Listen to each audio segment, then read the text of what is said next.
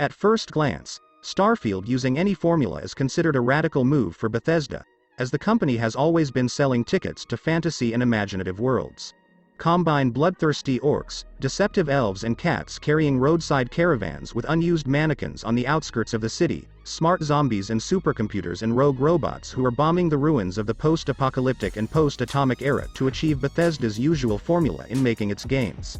But these things clearly have nothing to do with the conceptual images released from the Starfield game and that aesthetic mixed with astronomy and space.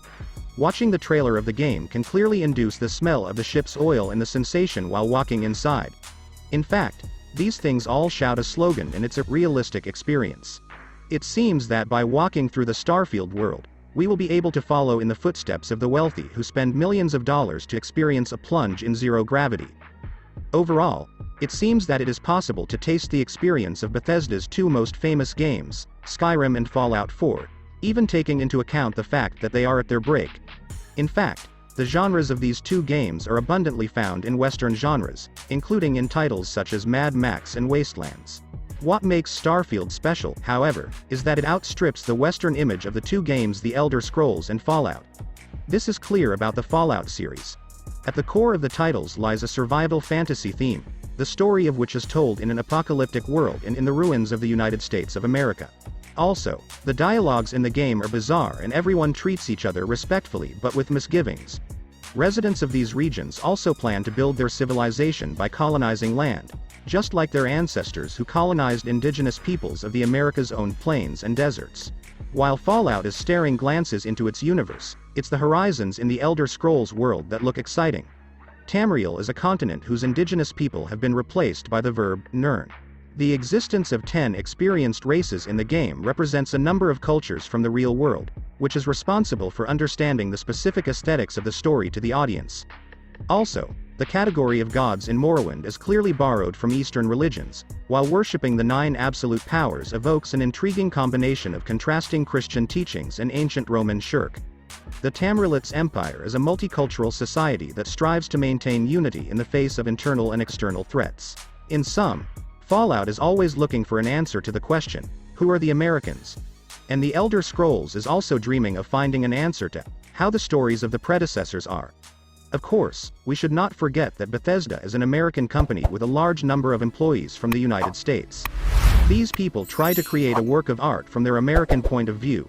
As the core and mastermind of Bethesda, Todd Howard is a dominant person in American culture. He grew as a cultural and economic power in the United States during the beginning of America's continued decline, and clearly this has had an impact on his work. For example, exactly a century after the bicentenary celebrations of the U.S., Todd Howard was a little boy, and during this time America spent a whole year congratulating itself, and finally, it gave rise to the idea of choosing tricentennial for Fallout 76. The choice was ironic, pointing to the humiliating defeat of the United States in Vietnam, a defeat that plunged America into a crisis of trust. These failures reshaped U.S. policies, and eventually the ball reached NASA's Earth. In this playground, many countries, including Russia, China and America, are struggling to win.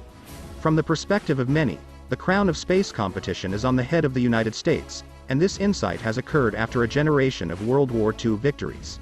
In the meantime, the United States is wiping out Russia that has gone as far as walking the moon with its symbolic blows, questioning the achievements of the former Soviet Union and communists in general with its high propaganda power. This is cardinal for American myths such as the Boston Tea Party, and Bethesda as a new choice for its third horseshoe. It would be fascinating to see how Bethesda creates a successful, or perhaps unsuccessful, formula for Starfield. Starfield's game is completely at odds with Todd Howard's other achievements, insights and studies of American exceptionalism by choosing the category of space exploration as his specialized subject. Colonialism has always been the main debate in the Bethesda games. Elder Scrolls games have explored the theme of empire expansion to some extent remarkable in a fantasy format. But for the first time, Bethesda to portray a reality-based world may force itself to think about a variety of topics in the form of realism. This means that Starfield's greatest innovation will be Bethesda's creativity and has nothing to do with the engine on which the game is built, the game's campaign system, the grandeur of the gaming world, and so on. From one perspective, the artwork will be made during its maturity and the peak of expectations from Bethesda, and will intend to portray real humanity in a non-fantasy world regardless of whether it is American or non-American. Starfield's creators have promised us the best science fiction, and this is an intriguing challenge for the developer's studio, because before accessing distant planets, any kind of head and shape can be given and the label of being imaginative can be removed from it. It is also possible that this challenge will change the course of Bethesda's coming years. Overall, no matter how successful the Starfield game works, it matters how rich the idea of Starfield is. All in all, whatever the nature of Starfield, it's not the same as Skyrim but in space.